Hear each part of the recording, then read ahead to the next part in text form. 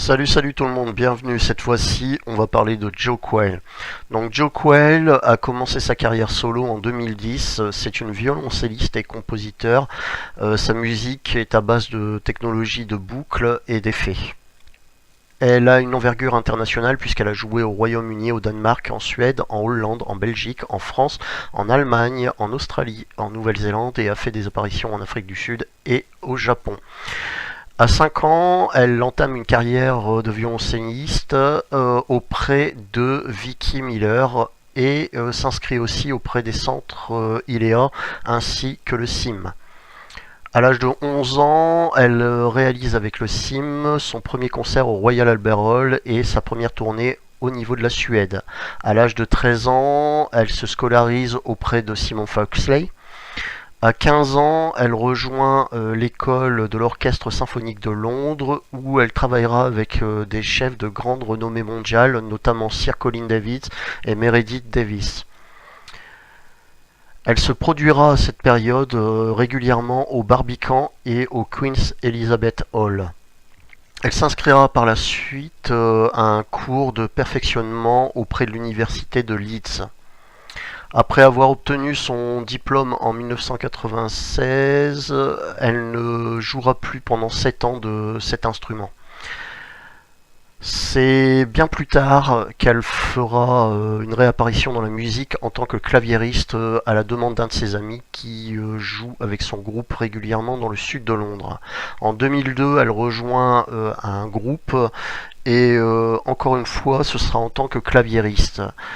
Elle reprendra goût au violoncelle à la même période et elle formera Sonver, dont sortira 2 albums et un EP. Elle rejoindra aussi le groupe Hush pour la première fois et c'est là où elle découvrira la technologie de boucle. Pendant cette période, elle utilisera le violoncelle avec le célèbre compositeur et violoncelliste Gwyn Pritchard. Après la dissolution de Sonware en 2010, elle créera sa première création en solo, The Falconer. C'est un morceau de violoncelle solo qu'elle aura composé seule. En 2011, Joe introduit la station triple boucle Boss RC50 qui lui permettra d'étendre un peu plus loin le champ de ses compositions et de ses expérimentations musicales. En octobre 2011, elle fera un concert au Saint-Léonard, d'où sortira son premier album ainsi qu'un DVD. Au niveau de l'inspiration musicale de Joe, elle est très large au niveau de son éventail d'influences. Tout d'abord, elle a une base très classique avec des compositions telles que Bach, Debussy, Part, Kodály, Tavernet et Bartók. Mais elle y joint aussi certaines compositions plus contemporaines de groupes comme Whitesnake, Jane Addiction ou Nine Inch Nails.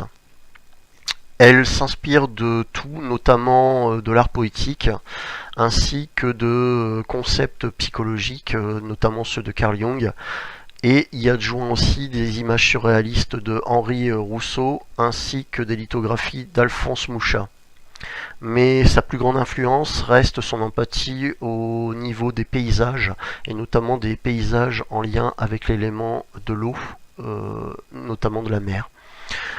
Parallèlement à sa carrière solo, elle entame pas mal de coopérations, notamment avec Tallulah Randall, Sunder, Roger O'Donnell de The Cure et Rose McDowall de Strawberry Switchblade. En septembre 2013, Joe est approché par John Ashton des Psychedelic Furs pour participer à son projet Satellite Paradiso publié en 2014. En novembre 2013, Joe joue certaines dates au Royaume-Uni avec Jarbo et contribue à des collaborations avec le guitariste Emerson Williams.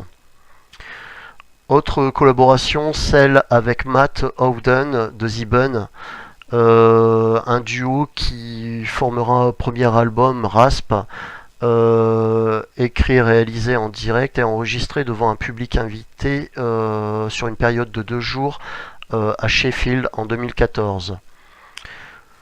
En parallèle, Joe écrit des pièces commandées par le cinéma et le théâtre. En 2014, Joe collabore avec l'orchestre de chambre polonais Capella Jedanensis. Allez, c'est tout pour moi. Je vais vous laisser avec la prestation de Joe Quayle lors de la Dark Ritual qui a eu lieu le 5 et 6 août 2016. Et je vous dis salut. Allez, bye bye tout le monde. Salut.